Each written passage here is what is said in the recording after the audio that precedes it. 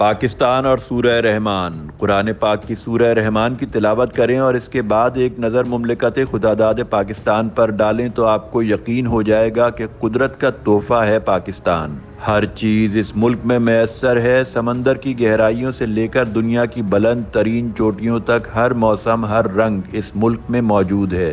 قدرتی ذخائر کی بات ہو یا وسائل کی، اللہ کا بڑا خاص کرم ہے اس ملک پر۔ دنیا کے دوسرے ممالک جو خوبصورتی میں بھی کم ہیں اور قدرتی چیزیں بھی ان کے ملک میں نہیں، انہوں نے اپنے ملک کو آرٹیفیشل بیوٹی سے سجا سنوار کر نکھار دیا ہے۔ آج دنیا کے کئی ممالک صرف ٹورزم سے اپنا پورا ملک چلا رہے ہیں۔ اربوں ڈالرز کی یہ انڈسٹری دنیا کے خوبصورت ترین ملک پاکستان میں سالوں سے تباہ حالی کا شکار ہے، جس کی طرف کسی نے دیکھنے کی بھی زحمت نہیں کی۔